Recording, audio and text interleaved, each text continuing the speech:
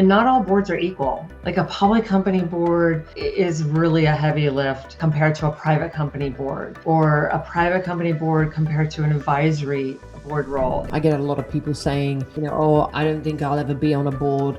The CFOs, they position themselves way too narrowly when looking at the board avenue and maybe just focus on, oh yeah, I'm a CFO, I'm a CPA, and I only want to do audit committee. Well, that's good and fine, but do you think that serving on boards helps you be a better CFO? Like, does the board role, the board experience that you're getting on the side here, because of course you're a current CFO, does that help you be more strategic and think differently? How does it help? Well, by all means it does, because it's about different leadership. It's about different companies. It's about different styles.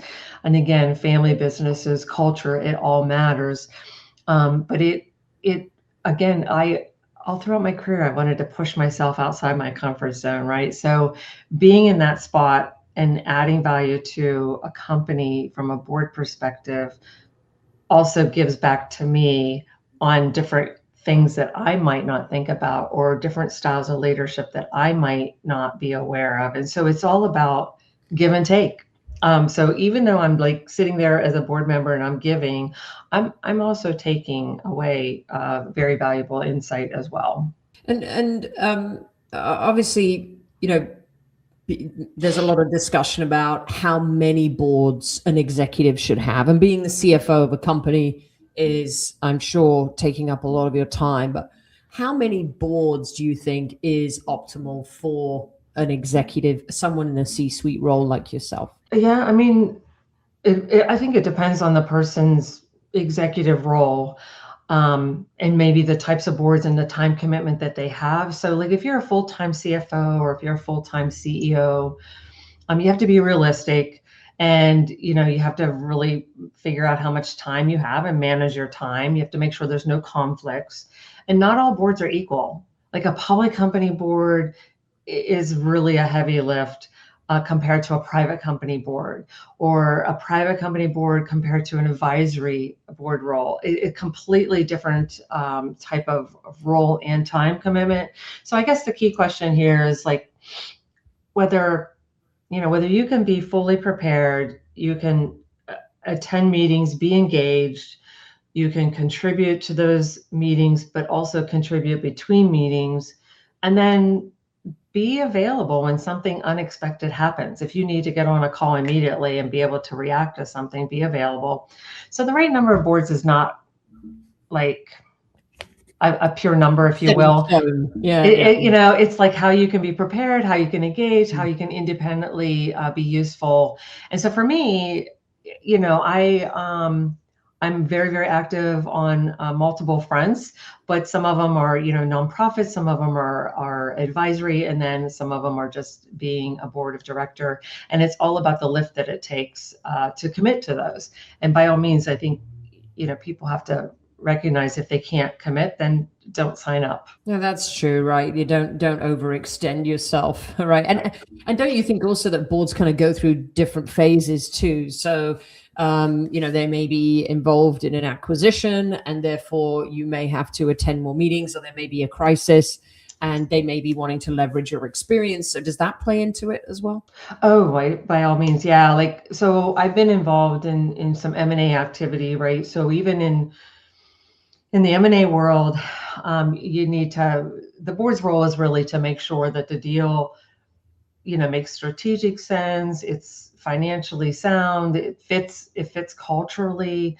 You make sure that the risks have been identified. And so the board should ask whether the deal fits the strategy, whether the management has the capacity to execute it. They should challenge the valuation. They should definitely ask about synergies. I mean, those all things are so important when these special deals pop up, that you have to be able, as a board member, to be able to articulate and ask. And then I think make sure that management's not just falling in love with the deal. They're proving that the deal deserves to be loved, if you will. And so those things do pop up occasionally. Sometimes there's companies that have crisis, and you have to jump in and make sure that the management are thinking about all the different components to a crisis. And so those take extra time, but it's not the norm, right? It's not the norm when you're dealing with maybe private or family run companies today. It would be more maybe on the public side of things, but I do see little areas like this that do pop up and take a bit more time. When I'm speaking to people, I get a lot of people saying, oh, I don't think I'll ever be on a board. I'm not a CFO. I don't know why it's that role. It just is. Or I'm not a CEO. They say CEO and CFO, which to their credit are some of the top titles. But if you look at any board, you will see all sorts of different titles, right, on the board. But those are higher ranking in the order, right? But tell me, not every CFO is on a board, so I don't think that every CFO is sort of board ready, right? Or could be effective on a board. What do you think CFOs do bring to boards that make them so effective? Yeah, I think the first thing that comes to mind is like this financial discipline, maybe even risk awareness, or even like how you would allocate your capital. A good CFO will understand the operating model, right? They'll look at the revenue, they'll look at margin, they'll look at working capital, they might look at the cash flow, all that stuff. Debt, capex, capital spend, tax, systems control, all that stuff. And then they'll filter that back into where the business is healthy or where it's under pressure. So CFOs can bring skepticism in a good way, just by having that baseline to go from. I think,